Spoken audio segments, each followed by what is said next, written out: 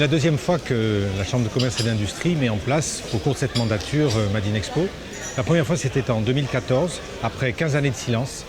Et la première opération a connu un succès extrêmement vif, qui fait qu'à la demande générale, comme on dit, nous avons résolu de mettre en place une deuxième édition. Quand je dis la demande générale, elle émane des acteurs eux-mêmes qui ont besoin de faire connaître leurs produits. Parce que Made in Expo, c'est finalement la vitrine de la Martinique. Qu'est-ce que la Martinique sait fabriquer? Et les acteurs, à la fois les industriels, mais aussi les artisans, mais également les prestataires de services, ne l'oublions pas, le numérique, tout cela a besoin de s'exposer parce que c'est peu connu. Ce sont souvent des petites structures qui ont du mal à se faire connaître. Et puis à la demande générale, encore une fois, c'est la demande du public martiniquais qui a été vraiment, je crois, impressionné par la première édition et qui avait besoin de revenir pour se réapproprier à la fois l'existant, mais aussi les nouveautés. Et les nouveautés, il y en aura cette année puisque nous sommes sous le signe de l'innovation. Je pense que ça fait partie aussi des dynamiques qu'il faut mettre en place. L'entreprise n'est pas simplement là pour vivre sur ses acquis. L'entreprise écoute son public, elle écoute ses futurs clients et elle évolue en conséquence.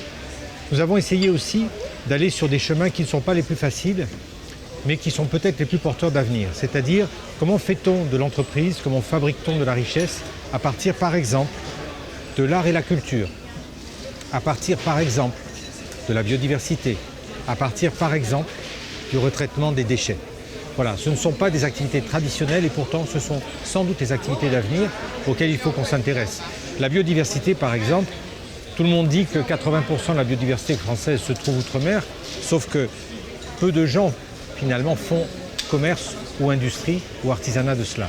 Eh bien, nous pensons qu'il est temps de finir avec cette époque. Nous avons un projet qui commence à se faire connaître, qui s'appelle l'Écoparc Lafayette, qui va sans doute mettre des années à voir le jour, mais qui va dans cette logique-là.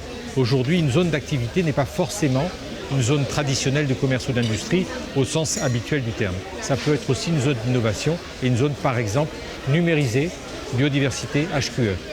La notion d'entrée finalement et de respect dans la nature est aussi une notion dominante ici. Nous avons un souci d'exemplarité, c'est-à-dire que l'entreprise, elle aussi, doit participer à cela. Donc il s'agit de la gestion des déchets, il s'agit aussi des bases numériques par exemple.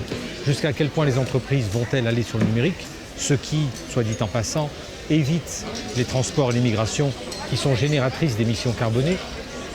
Jusqu'à quel point allons-nous respecter les normes thermiques?